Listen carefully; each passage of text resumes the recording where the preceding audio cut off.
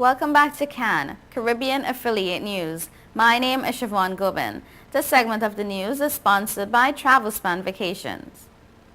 In Barbados, Prime Minister Freundel Stuart has insisted that his Democratic Labour Party government is not at war with the University of the West Indies. Stuart said the party remained committed not only to that institution's success, but to tertiary education in Barbados generally. But he said, as this country's leader, the reality is that funding education has become very expensive, with the subvention to the university more than doubling over an 8-year period, and it cannot be business as usual.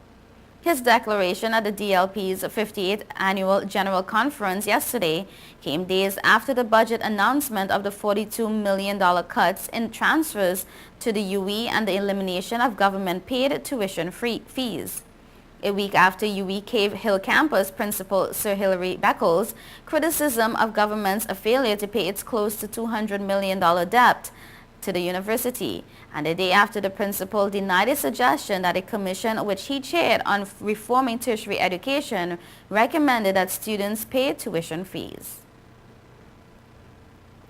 Chief Minister and Minister of Finance in Anguilla, Hubert Hughes, said poor management, the global financial crisis, and the fact that the country has too many banks contributed to the Eastern Caribbean Central Bank having to take over 2 indigenous banks there.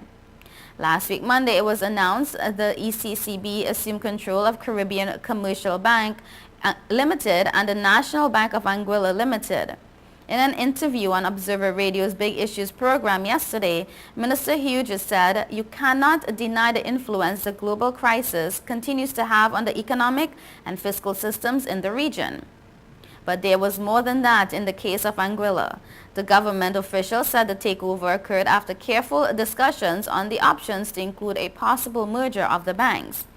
However, he said the eventual measure taken was, in his view, the wisest solution. Otherwise, the British government would have been quick to declare Anguilla a failed state, a development the Anguilla government could not afford. On the issue of the number of banks in his country, he said, and I quote, "It was noted that there are too many banks in the Organization of Eastern Caribbean States, and Anguilla, with a population of 15,000, really should not have 4 banks, and this is actually the position of the ECCB." The 2 banks now under the ECCB control over 76% of banking in Anguilla. Hughes said the ECCB had discussions with and received the support of the International Monetary Fund, World Bank, Canadian International Development Agency, and other groups as it relates to what was needed in Anguilla. On Friday, Chairman of the ECCB Monetary Council and St. Kitts and Nevis Prime Minister and Minister of Finance, Dr. Denzel Douglas, told the media the matter has been taken up at the Monetary Council Ministerial Subcommittee on Banking, whose mandate is to treat with the stability, safety, and soundness of the banking sector.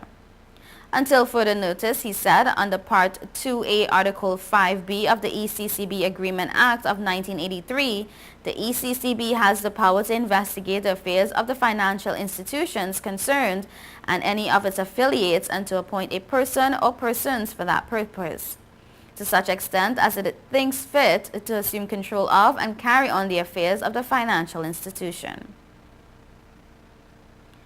In Jamaica, the Ministry of Labor and Social Security is to make another attempt today to resolve the dispute at the 3 Pan-Caribbean Sugar Company plants, which it has threatened the 2013 to 2014 sugar crop. Following another abortive attempt on Wednesday to resolve the dispute, which was triggered by the removal of 132 security guards from their positions, the ministry asked the unions representing the sugar workers to offer proposals towards ending the dispute for discussions at today's meeting. The 3 unions, the Bustamante Industrial Trade Union, the University and Allied Workers Union, and the National Workers Union, drafted 8 proposals, which have been forwarded to the ministry and are expected to form the basis of today's talks, but they are not very hopeful of a settlement. According to the BITU Deputy Island Supervisor, Harold Brown, the unions feel that the issues could be resolved within 4 weeks. However, with Pan Caribbean's laying off the guards last Thursday and indicating that their positions are likely to be made redundant by month end, the situation has become more complicated. The three sugar plants affected are Bernard Lodge in St. Catherine, Money Mosque in Clarendon, and Frome in Westmoreland. As the U.S. renews its effort to close the Guantanamo Bay prison, it will soon begin reconsidering the fate of prisoners such as Mohammed al-Shimrani.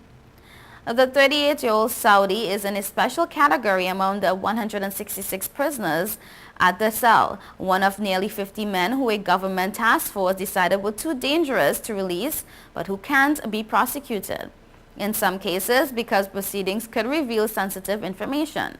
While the rest of the prisoners have been cleared for eventual release, transfer or prosecution, al-Shimrani and the others can only guess at their fate.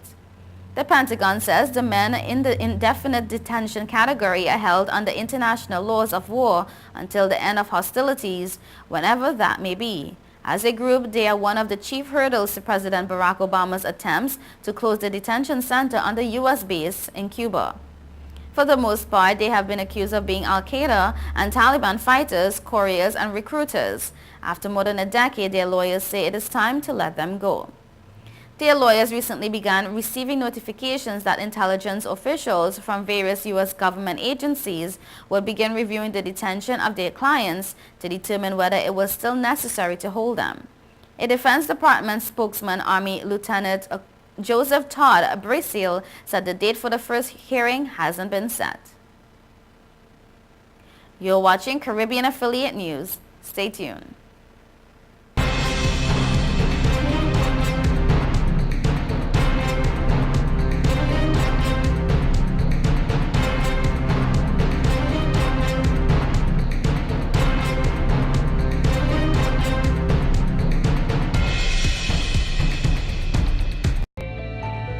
5 million customers use Leica Mobile for affordable international mobile calls, connecting over 2.5 million mobile calls daily, helping our customers stay in touch with their loved ones, whether they be in Asia, Africa, Europe, or the rest of the world.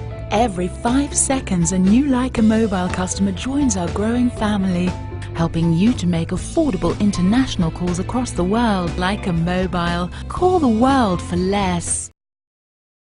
Since we announced Sign and Drive with zero out-of-pocket and low monthly payments, cars been flying out of Bronx Honda at a record pace.